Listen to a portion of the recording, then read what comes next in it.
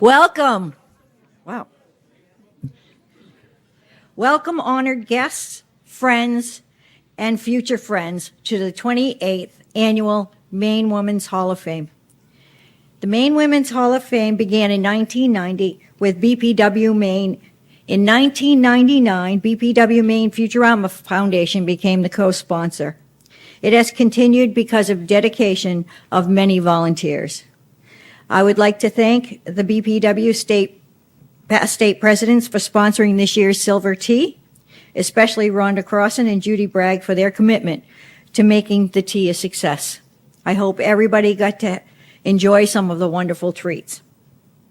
I would also like to thank BPW Maine Futurama Foundation trustees and Maine Women's Hall of Fame judges for choosing such inspirational women for this Maine Women's Hall of Fame. A special thank you for all those who went above and beyond to make sure we have a special day.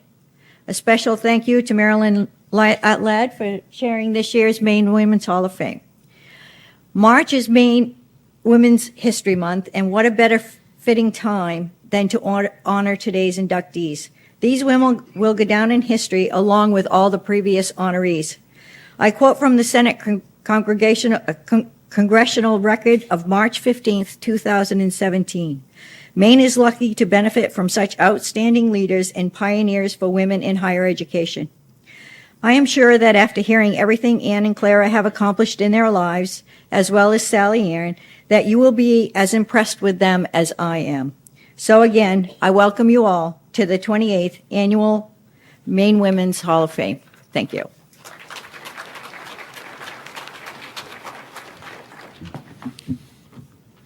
As the president of University of Maine at Augusta, I welcome you to our campus.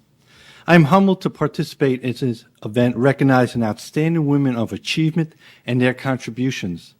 Those we honor in the Maine's Women Hall of Fame have paved the way for future generations. They have frequently achieved excellence despite challenging circumstances. It is their vision, achievement, and robust spirit of possibility that we gather here today to celebrate. There is no doubt that the University of Maine at Augusta would not be the vibrant institution of access, opportunity, and service that it is today without the contribution of women. In fact, 72% of the students enrolled at UMA last fall are women. Housing the Maine Women Hall of Fame is a proud part of UMA's legacy. It has been said before, those whose passion is to make a difference in the world model a way of living that underscores the true meaning of life, selfishly giving to others. This afternoon, we honor the memory of Miss Sally Ann Parks, past president of the Maine Federation of Business and Professional Women. She also served as the chair of the Maine's Women Hall of Fame.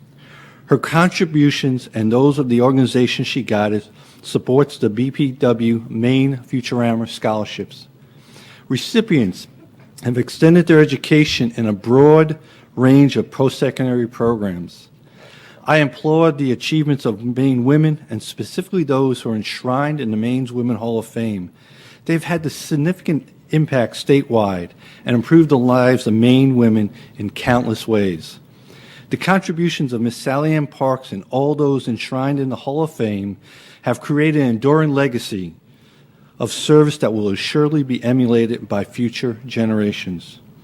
To an individual, they have diverged from the weathered path, choosing instead to pursue their own path and leave a trail behind. That is the spirit of this event and the legacy of those we honor in the Maine's Women Hall of Fame. Thank you and welcome.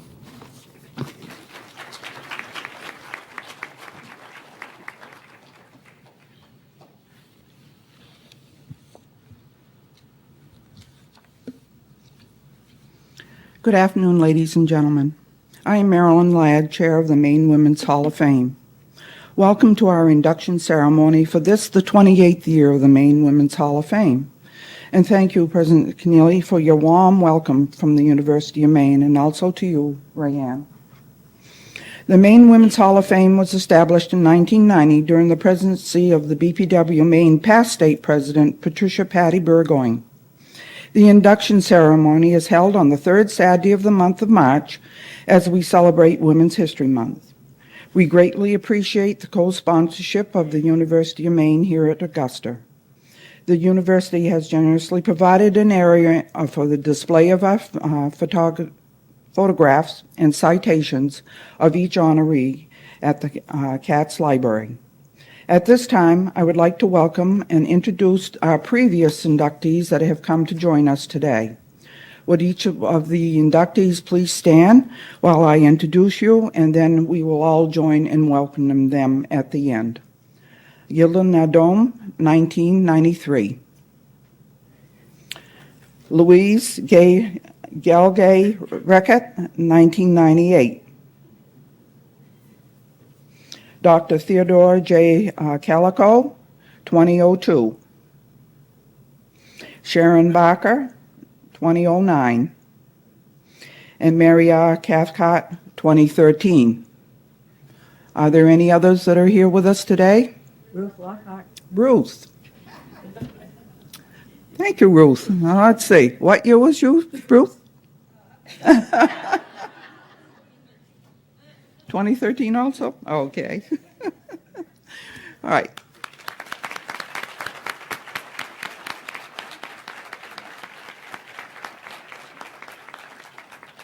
The criteria for this award is that women of achievement have had a significant statewide impact, has significantly improved the lives of women in Maine, and the women's contribution has enduring value for women. We have honored 45 women from our state. They've been senators, representatives at the state and national level, college and university presidents, deans, teachers, journalists, directors of women's organizations, authors, human rights protectors, suffrage leaders, and community activists. Today, we honor Dr. Ann K. Schonberger, professor and director of the Women's Gender and Sexuality Studies program at the University of Maine, and a long-term steering committee member at Spruce Run. At this time, Regina, and is the Education Communications Director of the Maine Coalition to End Domestic Violence, will serve as the moderator for the presentation for Dr. Ann K. Schonberger.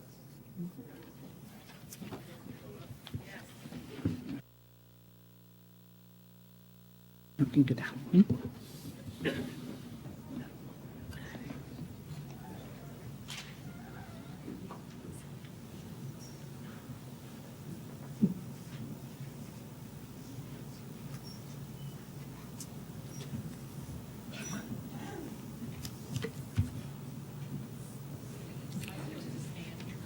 Sit right down.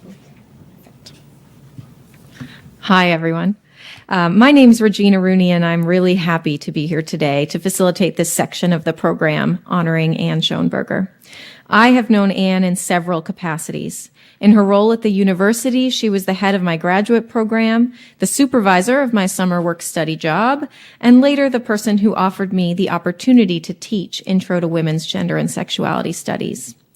I also know her from her role in the domestic violence movement as a dedicated, long-time volunteer leader at the first domestic violence organization in the state, as a tenacious fundraiser, and as a big thinker who truly embodies the title she's held there multiple times over the years, overall picture person.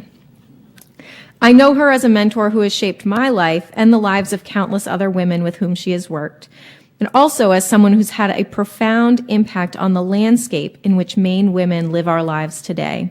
So I could not be more pleased that the Maine Women's Hall of Fame has chosen to induct her into these distinguished ranks.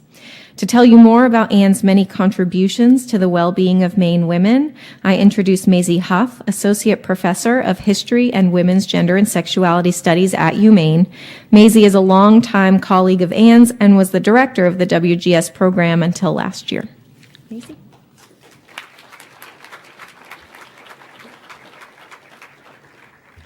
It is my great pleasure to recognize Ann Schonberger, who has meant so much to me over the years. In January 1992, I entered Fernald Hall as a new staff associate for the Women in the Curriculum program. The program offered, the space was beautiful, but what struck me even more was the activity that it generated. The program offered weekly lunch series, a 2-week women's history celebration, an annual award ceremony, a summer grants program, and a minor with a wide array of courses. Not only that, it was an integral part of the President's Council on Women, the statewide Women's Studies Consortium, and at that moment in 1992, the Women in Science and Engineering Initiative that was about to be published, its program said, without this initiative, the world would not see significant progress and long-term change. So how amazing, I thought, how wonderful. The university has come to recognize the importance of women. But I quickly realized that the recognition wasn't spontaneous. It was the result of hard work of the dedicated people, and amongst them, critical to the whole endeavor from the beginning was Anne. In 1973, Anne coordinated and taught the first interdisciplinary women's studies course at the university called Women, A Search of New Values, at no pay. In 1981, she was one of the 18 women called together by Joanne Fritchie to create a women's studies program. But first, her group decided it was going to transform the university by transforming the curriculum across the university. In 1989, as a committee member for the new Women in the Curriculum program, and later as its director, she oversaw the creation of the first interdisciplinary concentration in women's studies and its steady growth. Everyone will agree Anne is tenacious in her pursuit of gender equity and recognition. She never lets an opportunity go to promote the program or to promote women in general. But what I want to talk about is how she did it, the unique combination that is Anne, that has made the Women's Gender and Sexuality Studies program something special and irreplaceable. It was the way in which Anne did all of this which made all of the difference. You could call it feminist, but it was also Anne's own deep commitment to equality. Anne was indefatigable in her pursuit, and as a consequence, she demanded excellence of all of us. But that demand was embedded in an attribute that was equally, and maybe especially more important. She saw all of us who worked in the office, from work study students to myself, as colleagues. Decisions were made by all of us. Carol Toner remembers how important it was that Anne specifically reached out to part-time instructors, inviting them to attend and to present at academic conferences, and offering to help pay their way whenever possible, which Carol believes benefited the program as well as the individuals. Furthermore, Anne was always conscious of economic disparities. When we had to deal with a problem, she would say, "That is why I get the big bucks." But she would make every effort to counter that. When our program was threatened with a budget cut, Anne gave up her summer stipend so that our administrative assistant could hold on to her full-time job. When Anne received a bonus, she divided it between me and the administrative assistant, arguing that we were as responsible as she was for her success and that we needed the money more. Anne's commitment to equality was founded on a commitment to sharing information. In the 1980s, she set up a special section in Fogler Library, the collection of the Project on Women in the Curriculum, devoted to the new scholarship. When WIC moved into its suite in Fernald Hall, Anne made that the center of information exchange. She created a scam, invited publishers to send us their latest for our annual book exhibit, and then explaining we wouldn't be able to send them back. Soon we had a large library. But access to information was only part of the process. Dialogue was another. Anne made space available for faculty to talk to one another. Central to this was the lunch program, which she offered weekly from 1981 to 2015 without fail. Depending on the topic, they could draw over 100 people. I remember one for Remember the Witches Week, which had standing room only. The WIC lunches were not only about academic scholarship, but provided a place for discussion of issues that affected the vulnerable in our community. Honest discussions on being of color in Maine or of being Franco stay with me even today. People trusted that they would be heard, and they spoke from the heart. These gatherings were important to the new faculty members who were exploring feminist scholarship for the first time. Kristen Langelier remembers that the WIC lunches were the intellectual place to be seen and an enduring academic and activist resource for everyone. Anne's work, she concluded, was life-altering and career-changing. It allowed me, she said, to thrive at the university. Anne worked hard to bring race, class, and sexual identity into every one of our programs, and women into everyone else's. And if intersectionality was important, so too was interdisciplinarity. This called for collaboration across the campus and with the community. The Feminist Oral History Project and the Violence Against Women Research Collaborative attest to this. All of this would have been as far-reaching as it was, but it would not have been as far-reaching if it weren't for Anne's preeminent skill, her social grace. She created an environment that was warm and welcoming. Our windows bloomed with her geraniums year-round. We never had a meeting without refreshments. Donut holes and cider were her favorites. When the first majors came to graduate, Anne asked them, "What would you like?" They wanted stoles with the women's symbols on them.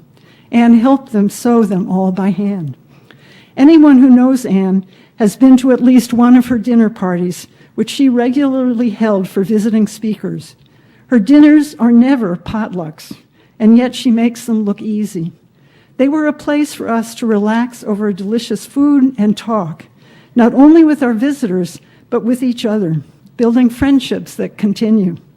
Anne had made a feminist community an enduring reality for us all, and I thank her for that.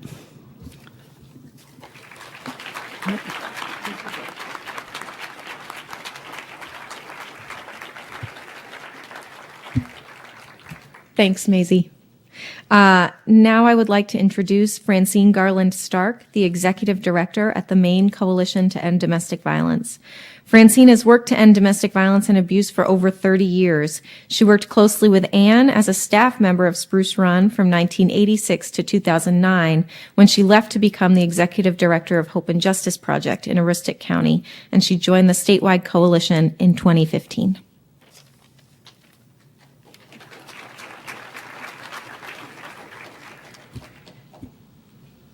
Thank you, Regina. Thank you to Marilyn Ladd and everyone involved with the Maine Women's Hall of Fame for this opportunity to honor Anne Schonberger today.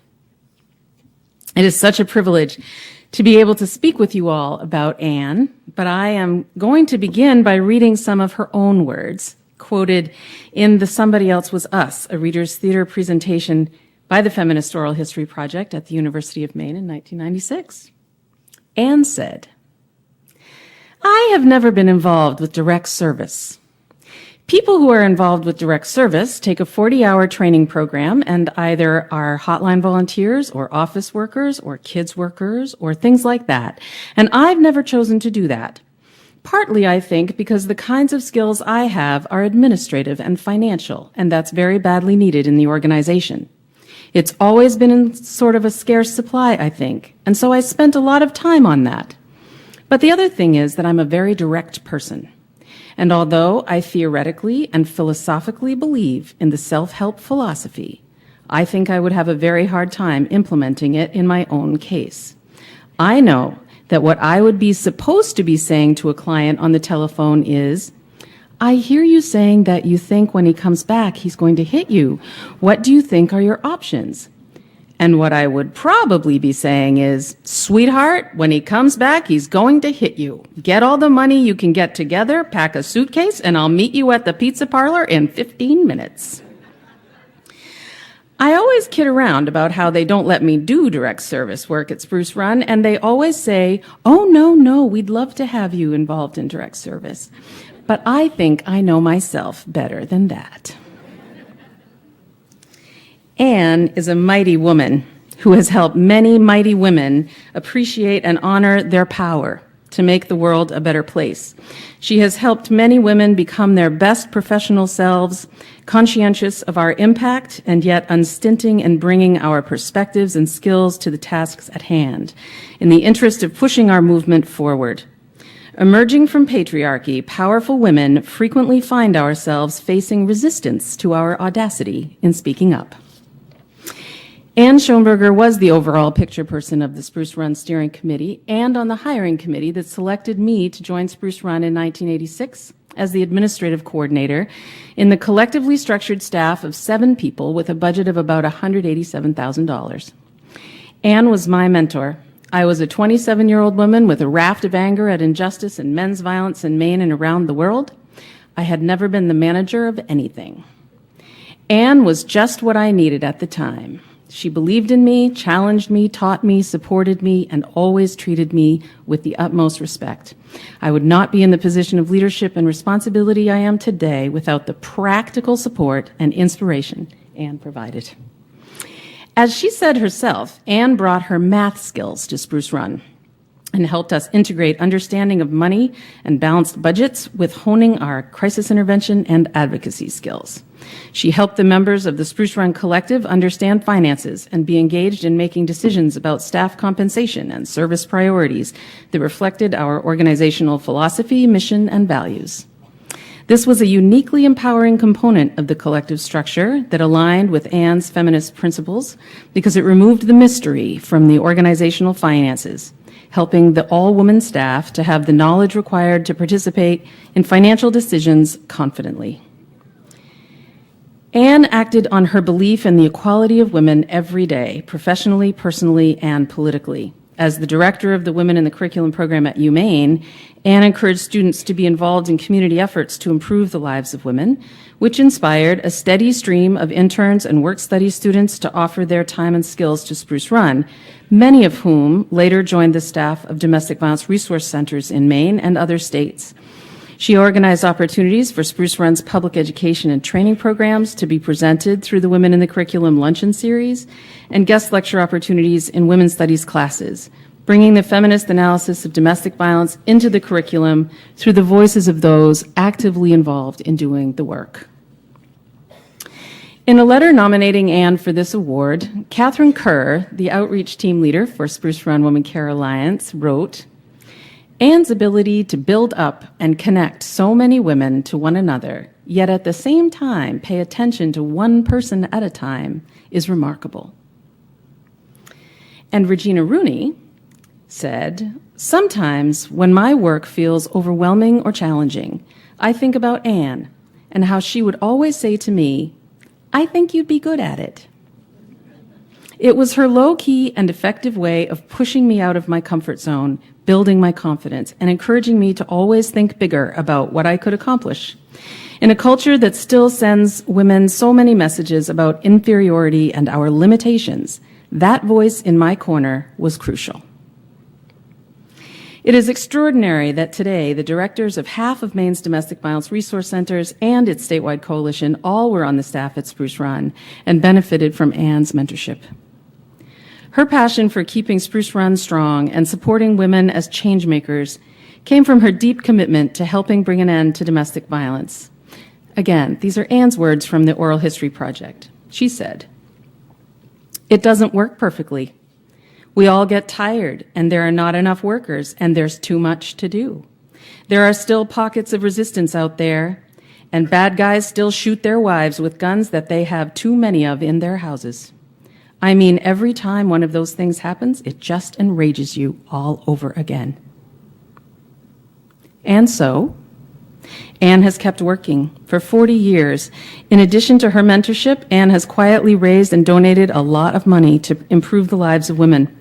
She recruited colleagues and friends to conduct 2 successful capital campaigns for Spruce Run, to purchase and renovate its shelter in 1984, its resource center in 1993, as well as an endowment campaign in 2003 to help assure long-term financial safety for the organization. Ann's fundraising efforts over the years totaled over $2 million in critical revenue to address domestic violence through services, prevention, community collaboration, and training. Sue Bradford, who joined the Spruce Run staff in 1979, shortly after Ann came to the steering committee, described Ann succinctly in her nomination letter, saying, "What you get with Ann is the complete package. The overview, the plan, the means, the results, the flourish, and of course, the dessert. She can see the whole and the finite detail. While she is working on creating a stable fund for the long-term future of the organization and its assets, she's bringing calendar books for the women in shelter and transitional housing. She does these things to create the change we all want so badly. Ann wants all women and all people to live in peace and safety, and she wants them to be empowered to reach their own creative and joyful best. She will do whatever she can to help make that happen, whether in movements or for individuals. Ann epitomizes the reality of the phrase, one person can change the world. She has made the women's movement and Spruce Run her lifelong focus, and her impact has had a ripple effect throughout our state." I will close with a verse from Holly Near, because Ann has always been a Holly Near fan. And in 1978, in the song You Bet, she said, "If I only had an hour, I'd spend it with the women who live the lives, the fighting lives, lives that inspire the songs of women working, fighting for our senses courageously, preparing me for battles that are yet to be won." Thank you, and thank you, Ann.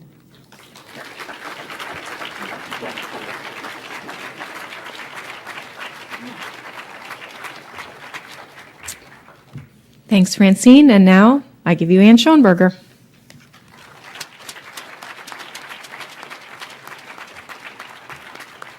It's hard to imagine having anything else to say. Thank you all so much for coming. I'm amazed to see you all, especially since lots of you had to drive quite a long way to get here. I'm also really grateful that my daughter and her whole family came all the way from Cambridge, Massachusetts to be here for me. It's really nice to have two of my grandchildren here, as well as grown-ups. Thank you also to my son, Ben, who came all the way from Portland, Oregon to be here. That's quite a trip, right? His children couldn't come, but we'll share this event with them, and I'll see them soon. Francine, thank you very much for all your comments. We have known each other for quite a long time, haven't we? Yes, we have. I was really pleased when we hired you in 1986, that's a long time ago, to work at Spruce Run, and was even more delighted to see how much you contributed to the domestic violence movement, first there and then at the statewide level. Keep up the good work. Spruce is one of the oldest domestic violence projects in the whole country, and I'm really proud to have helped in many small ways to make that possible. Maisie, thank you too for your remarks. We worked together in the Women's Gender and Sexuality Studies program for a very long time. You're continuing to do wonderful work there, which delights me. It's great to see the other alternative academic programs at the University of Maine, which are developed based on the success of women's studies. Women's studies is sort of a model, then other sorts of programs developed, that were outside of the standard academic programs, developed based on how women's studies was structured. Every year when I see the list of people earning degrees in women's studies, both graduate and undergraduate students, I'm delighted to have had a very small part in it. When I look at the list of all the people who have earned recognition in the Maine Women's Hall of Fame, I remember most of them actually, and went to a number of the events like this that honored them. I never thought I'd be one honored, but I'm delighted. And I thank you all very much for choosing me and for attending. Thank you very much.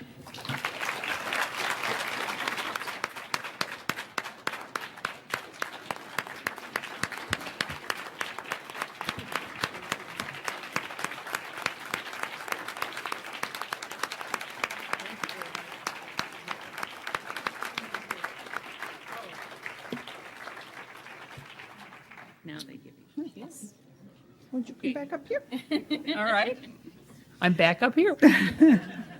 Thank you, Regina, Francine, and Maisie. And thank you to you for your many years of work with the women and the young ladies of the state of Maine. It's My been pleasure. Always something I mentor. really enjoyed. And your support and leadership at the University of Maine. And a community leader. I never saw anyone that was so busy as you have been over your years. And at this time, I would like to present you with our Hall of Fame inductee pin. Oh, I'll put it on this side. Sure. And we hope that you will wear this with pride. I will. And I also have for you letters, congratulatory letters from Governor Paul LePage and Edie Smith. Edie, would you like to come up?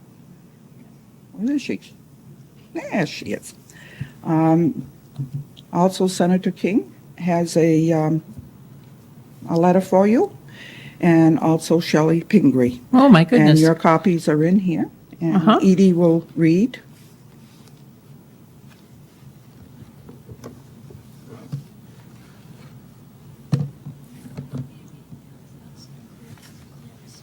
That's okay. Okay, where shall I stand? So you stand right here. Oh, okay. Edie can come to the mic. All right. Good afternoon. Yeah, so I'll show it. I'll do a little show and tell first. Here. And on behalf of U.S. Senator Angus King, I present you with a congressional record. I'll read it, and it includes both Anne and Clara Swan, which we'll be honoring next. But it looks like this. They'll each be getting a copy, and this goes into the official congressional record. It tells you the volume and the page number, so going forward forever, you can always go there to admire your name in the congressional record and all the lovely things that Angus has written about you. So congratulations on that. My goodness, thank you very much. That's wonderful. I'll just read a few passages. I won't read the whole thing, but some of the more interesting parts. But first, I do want to bring greetings from Angus.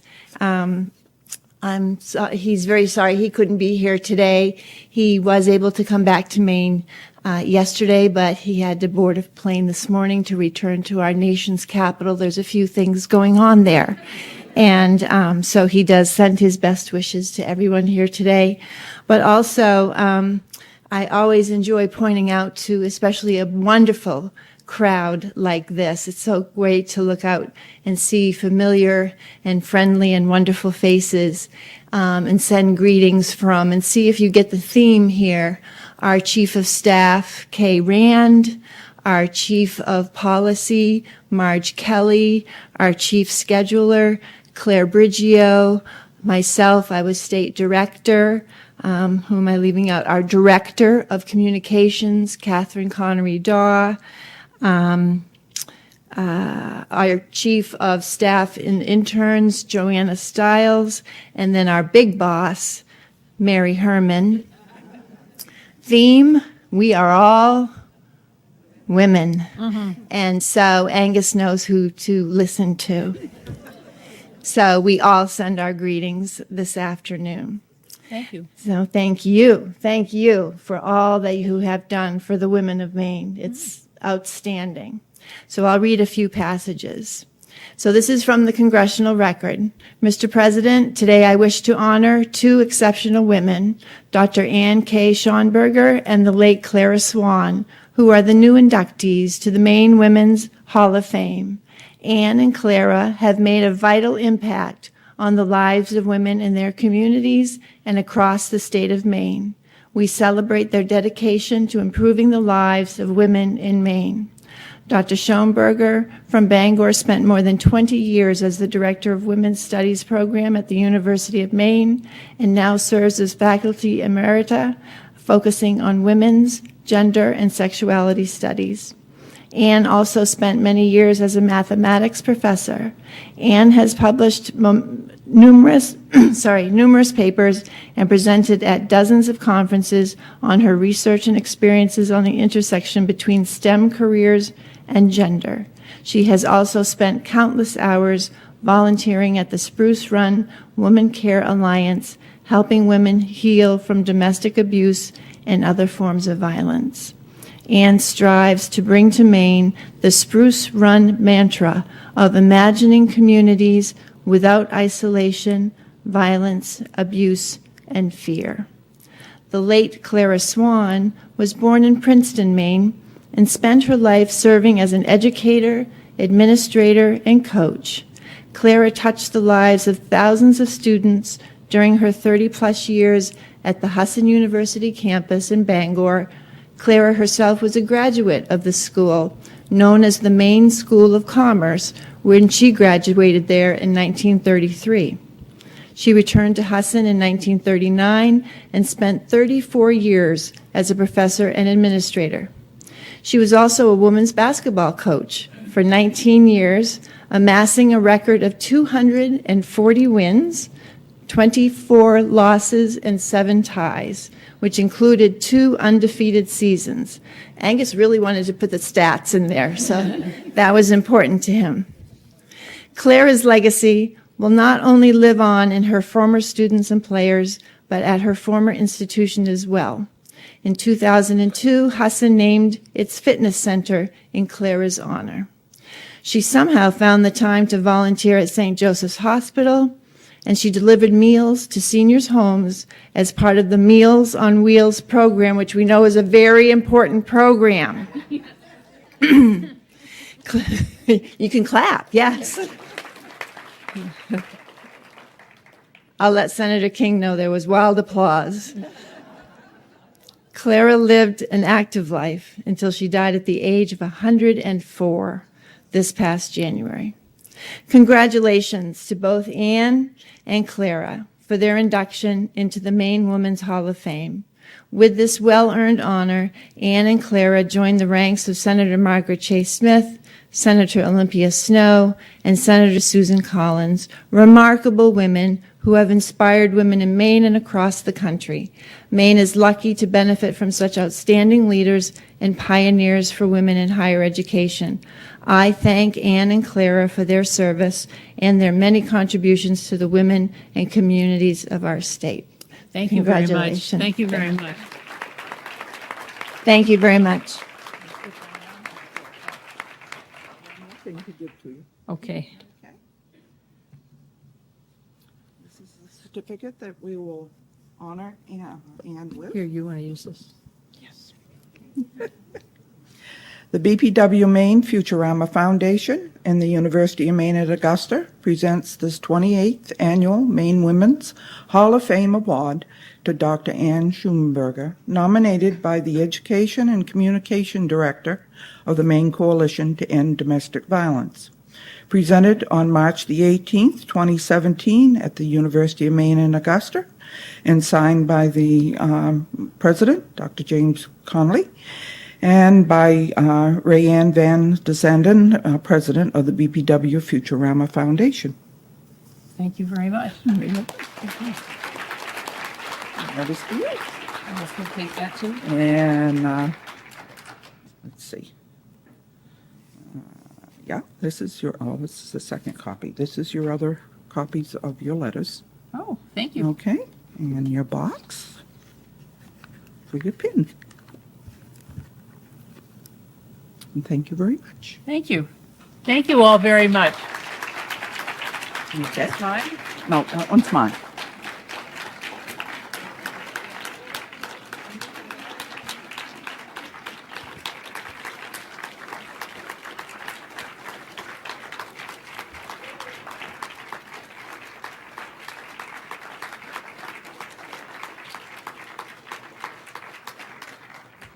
And would the presenters for Clara Swan please come forward?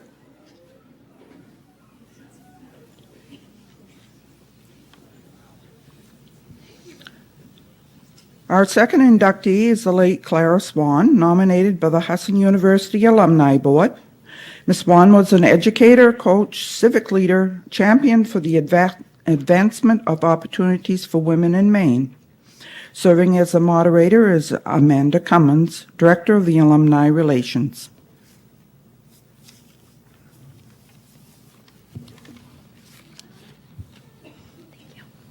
Good afternoon, everyone.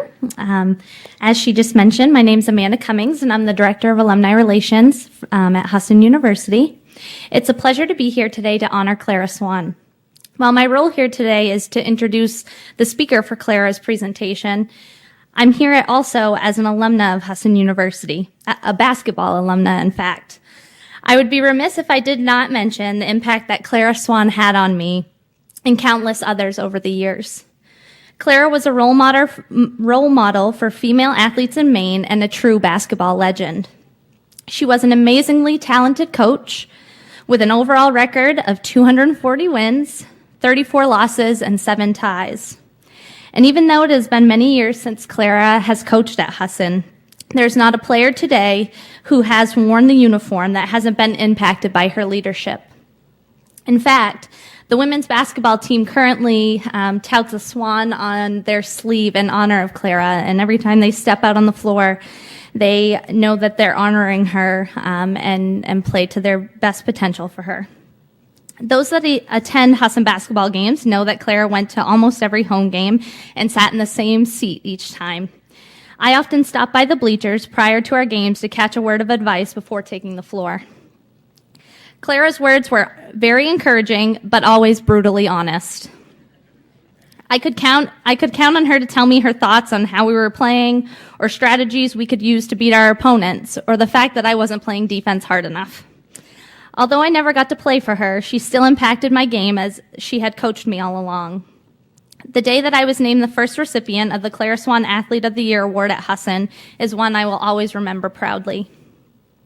Whether she intended to or not, Clara made me want to be a better basketball player and now a better person.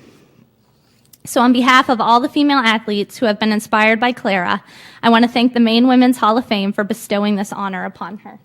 Thank you.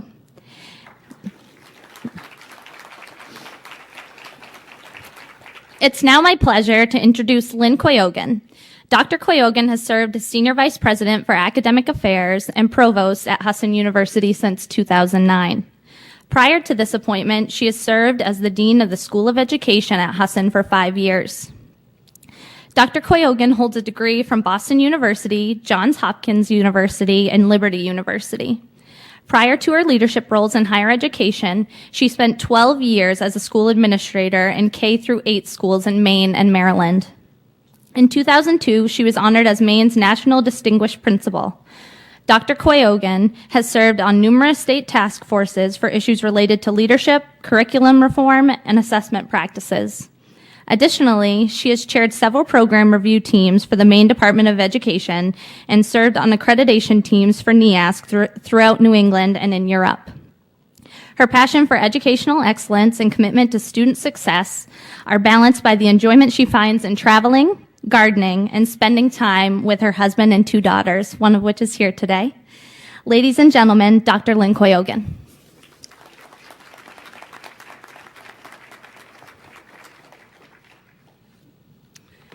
If it hadn't been for Clara. I've often heard these words spoken by some of our most successful alumni about a true Husson legend, Clara Swan. Clara influenced the lives of thousands of Husson alumni through her genuine desire to see every student succeed. Though the details of how Clara helped each student varied greatly, from the discipline she demanded of them to the financial support she secured for students when needed, there's a common thread to every story. Clara was always the one who gave students the resources they needed to be successful. Clara Swan weighed just 1.5 pounds when she was born. The doctor who delivered her said she wouldn't make it through the day. He advised her parents to place her in a shoebox that could serve as both a cradle and a coffin. Clara often told the story at Husson about how her parents placed her in the shoebox and then into a wooden-fueled oven. They tended her day and night and when it got too hot inside, they'd put her on the shelf above the stove. She would often follow that memory with a smirk and a comment, "Then when I got big and learned how to walk, they had to tie me down." This was the Clara Swan we all knew and loved. To many, Clara seemed larger than life. Today, as we celebrate the impact that Clara had on the lives of women throughout the state of Maine, it's safe to say that her tenacious character, shown from the very beginning days of her life, were an indicator of all that followed. Her life was one well lived, with many, many accomplishments. Clara Swan was valedictorian, not only of her high school class, but also at Husson, back then known as the Maine School of Commerce. She was the first to earn a certification in business education at Husson in 1933. Following this early success, she became a renowned educator, administrator, civic leader, and mentor to thousands of Husson alumni. After graduation, Clara continued to serve Husson in many capacities. She was a teacher, coach, vice president, trustee, academic dean, assistant to President Chesley Husson, and a member of countless committees. Her many contributions to the sound academic growth of then Husson College were impressive, as were her 240 wins as our women's basketball coach. Perhaps Clara's greatest role at Husson, however, was that of student advocate. In fact, she was a student advocate long before the term existed in the literature. She helped build the foundation of Husson's student-centered culture, a culture that we're extremely proud still flourishes on our campus today. Countless alumni tell the stories of Clara's unwavering support throughout their college years. They've spoken of times when she personally purchased dress socks for an interview, or when she paid their remaining balance of the tuition bill the day before commencement so that they could march on graduation day with the rest of their class. Time and time again, I've heard the phrase, "If it hadn't been for Clara, I might not have graduated." One such student, Marie, tells the story of coming to Husson in 1973 with the intention of acquiring a 2-year secretarial certificate. Within 2 weeks, Marie was informed that she needed to sit down with Clara and the rest of Clara's team. During that meeting, she was told that she was teacher material and that Husson had decided to switch her into the business education program. Marie grew up in the county. As the second oldest of a large and poor family, she and other women were expected and taught how to manage a household. Growing up, there weren't many opportunities for her to be empowered as leaders in her community. Clara and her team changed all of that for Marie, and after 45 years of advocating for education in Florida, Marie credits her courage and strength, the courage that she has today to sit before wealthy and powerful senators and stand up for what's right, back to her days of being mentored by Clara Swan. Marie said, "A great educator makes the difference in someone's life every day, and that's just what Clara did for me. She taught me that I could too make a difference in children's lives by standing up and fighting for what was right." Clara was a tremendous gift to all of us. Clara's influence didn't stop with her students. Many professionals who worked with Clara over the years also credit their success to her mentorship. A woman named Anne was one more example. In 1972, she and her husband moved to Maine from Missouri. Both of them had been accepted into PhD programs at the University of Maine at Orono. Once they got here, it became clear that they both couldn't afford to attend their doctoral programs at the same time, so Anne began looking for work. She browsed the newspaper and saw that all of the professional jobs were listed under male employment, while the only jobs listed under female employment were secretarial in nature. Regardless, Anne went to Husson and applied for every single job that was open. Clara then sat her down and began a conversation, or, as often was referred to, began sizing her up. They spoke for a while, and Clara concluded, "I want you here, Anne." Clara placed Anne in the financial aid office, and Anne credits that as a turning point in her professional life. She recalled at a time when all the other interviews were having questions focused on what my husband wanted me to do for a living, Clara was different.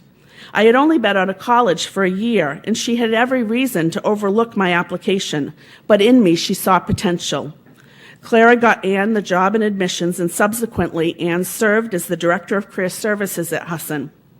After earning her PhD from the University of Wisconsin, Anne finished her career as Vice Provost of the University of Missouri. As a female in the workforce in the early 70s, Anne still remembers how difficult those times were.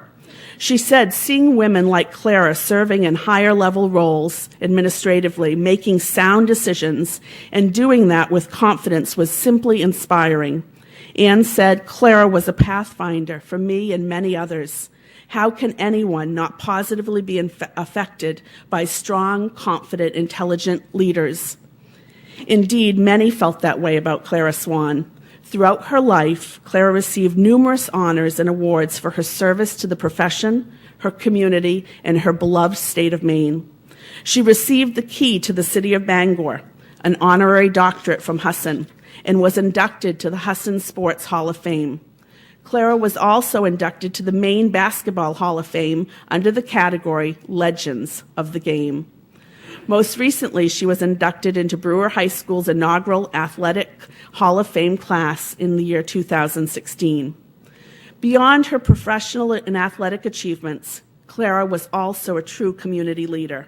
She was on the board of directors of many organizations, including the United Way and St. Joseph's Healthcare. And as a longtime extraordinary community volunteer, Clara was one of the first recipients of the WLBZ Channel 2 Those Who Care Awards. As you can see, Clara's life was impressive and impactful. So when our alumni board requested that the university officially nominate Clara into the Maine Women's Hall of Fame, we did so with great enthusiasm. When we received the call notifying us that Clara had been selected just days after she passed away, even though she's no longer here with us, I have no doubt that she would be incredibly honored to be included among this very impressive list of distinguished women. It is with that in mind that I have the privilege of presenting Clara Swan's niece and nephew-in-law, Clara and Bill Sheehan. Please welcome them with your applause and accept this as they accept this induction into the Maine Women's Hall of Fame on behalf of our beloved Clara Swan. Thank you.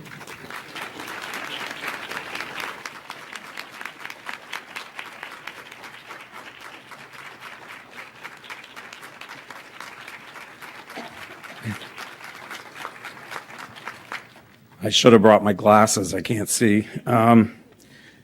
Thank you very much. I'm Bill Sheehan, and this is Clara Swan's namesake, her niece. And I was lucky to marry into the family and have such a great aunt, along with the rest of the aunts in my family. Excuse me. We are honored to accept this prestigious award bestowed on our late aunt, Clara Swan. She would have been extremely honored to receive this great award. Education was her life, and she was always there to help any student achieve their life's goals. She provided structure, compassion, and guidance to all of her students. She saw potential in her students and made sure they took the right steps in creating a strong foundation for their future lives. Sports was her passion. She made women's basketball what it is today, and you've heard all of that already, but it was amazing how much I wrote and has already been said. She was remarkable on the total of her wins to her credit, as you all know from past honors that she's received. Most of all, Aunt Clara was a warm and caring person, always there to help anyone that needed help. She did volunteer work, civic work, and belonged to many organizations in the business sector. She was the backbone of our family, always there to help, guide, and lend a shoulder to cry on. And when Aunt Clara stated facts, we abided by them because we knew they were the right facts and would put us in the right direction. Aunt Clara wasn't just an aunt, great aunt, or great-great aunt. She was our mother. We as a family were extremely lucky to have her in our lives. We are very proud of her and are proud of her accomplishments and miss her extremely. Thank you for bestowing this deserved award to such a great lady. Thank you to the nominees, and thank you for inducting her into this prestigious position. And thank you.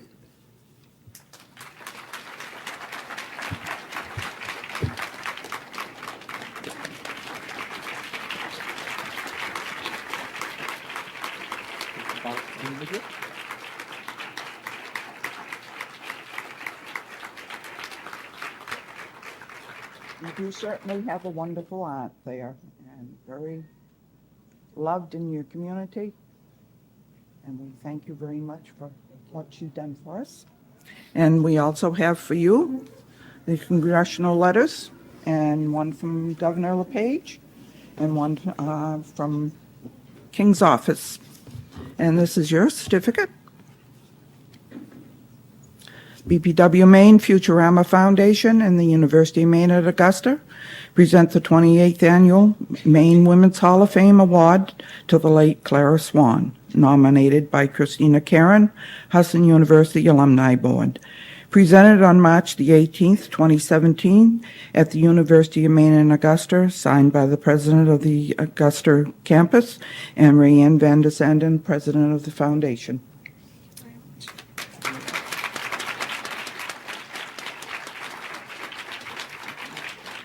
You can.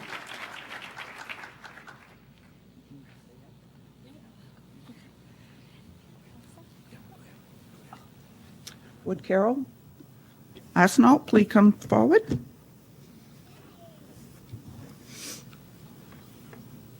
Every once in a while, BPW likes to honor someone within their own organization. So this year we're honoring Sally Ann Parks.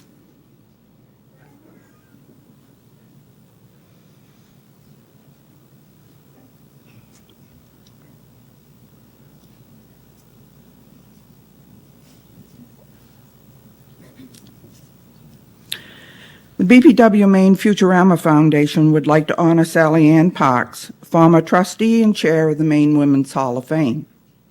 On February the 4th, 2016, a higher power called Sally Ann home to her family and her husband. Sally Ann was an active member of the BPW Waterville local organization since 1969 until her death. Introduced to the Business and Professional Women's Organization at the suggestion of members Florence Bacon and Gertrude Gerald of Fairfield, who I believe were her cousins. She was the daughter of the late Harold and Eva T. Connor of Hinckley, Maine. She attended school in Fairfield and graduated valedictorian from Lawrence High School. She graduated from Colby College in 1968 with a BA degree and later earned a master's degree from the University of Maine in Orono. Sally Ann worked in the office of the Wyandotte Industries and C.F. Hathaway Company in Waterville. For several years, she owned her own personal job placement agency. In 1990, she became a field representative and an interviewer for the Department of Commerce and the Bureau of Census. While a member of the Waterville Business and Professional Women's Organization, she served as vice president, president, secretary, treasurer, as well as chairing many of the local committees.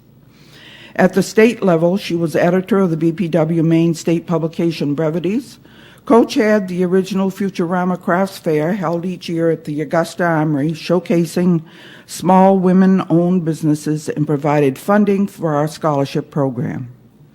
She served a 2-year term as state president in the years of 1985 and 86, and Sally was one of the founding members of the current BPW Maine Futurama Foundation.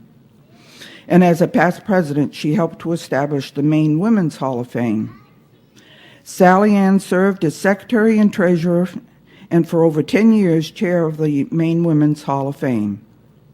In 1992, BPW at the local and state level honored her as a Member of the Year. In 2006 and 2016, Sally was honored for her volunteer service to the community with the REM Award on the stage of the Waterville Opera House. She was a member-at-large of the American Association of University Women, member of the Victor Grange, and a member and past president of the Bangor and the Waterville chapter of the National Association of Accountants. A good education was important to Sally Ann, and she encouraged women to seek higher education or a training program to aid them in achieving economic self-sufficiency. Sally Ann became a mentor to many BPW women. With her quiet demeanor, she recognized potential in people. Her positive attitude encouraged whoever she asked to participate in an event to do a certain job. One sense that she knew she could do it. However, her watchful eye made one try to be a professional as much as she was a perfectionist. Her friendship was created a special spot in your heart, a spot that will hold many fond memories of a very special lady. Accepting on behalf of Sally Ann is her sister-in-law, Carol Arsenault. Carol?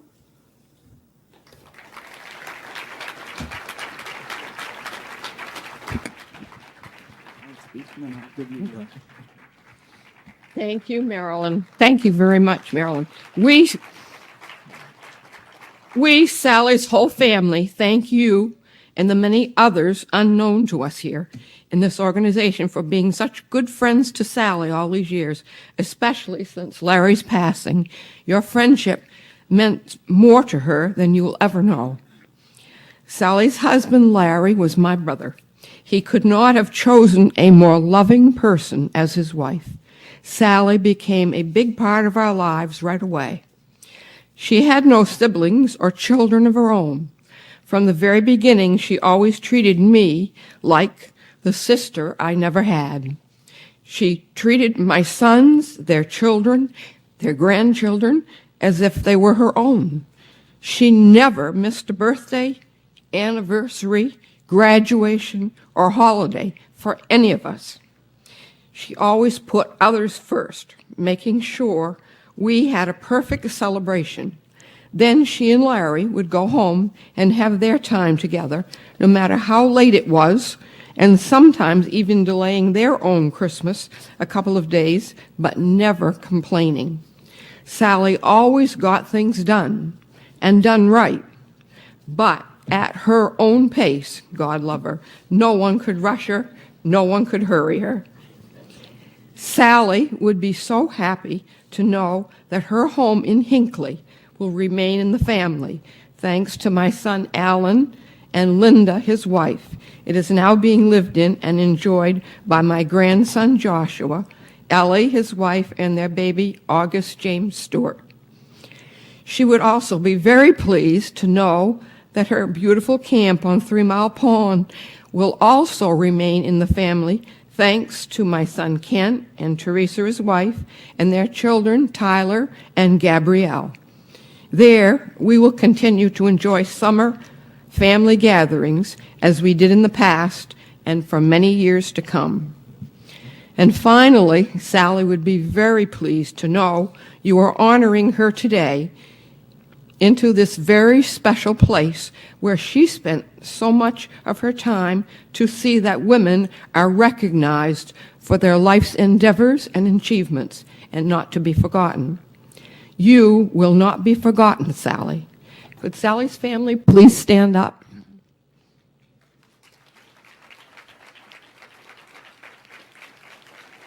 Thank you all for coming.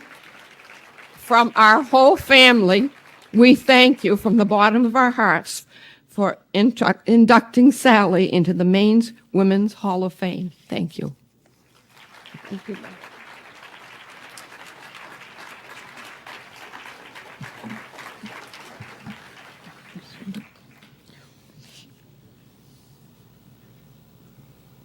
You did a great job.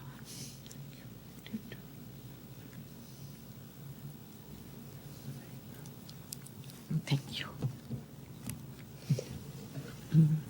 Oh my goodness, isn't that nice?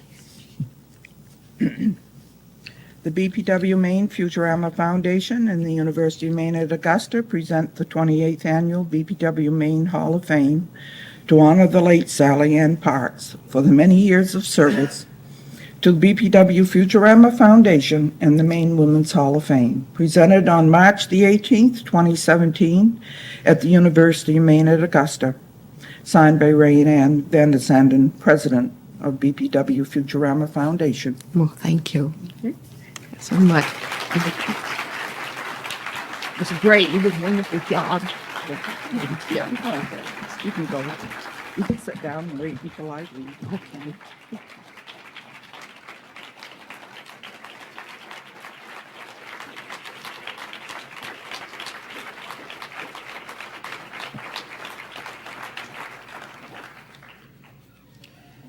Thank you all for coming today and being part of our induction ceremony. To the sponsoring organizations, I want to thank the UMA Facilities Department, the Judging Committee, Paul Philbrick for recording this, and many others listed in the back of your program booklet. Monies donated to the Hall of Fame itself or in honor or in memory of someone are used to augment our scholarship program through the BPW Futurama Foundation to help high school senior girls and women attending college. The foundation currently awards 6 $1,200 scholarships a year. Applications can be printed from our foundation's website, which is www.bpwmainfoundation.org. And I thank the individuals and the businesses that have supported our Maine Women's Hall of Fame and the BPW Futurama Foundation with your generous contributions. All scholarships should be sent to me by April the 13th. And we have, with the help of the Weber Group and the Kennebec Savings Bank and what donations you've all given, over the years we've given out $158,000. And I think that's something great for an organization to be able to do. I thank you, each and every one of you who made the effort to come today, and the good old Lord gave us a nice sunny day. I was kind of worried on Tuesday. I was wondering, I didn't want to have to postpone this. So thank you very much, and may you all have a safe travel home. Good afternoon.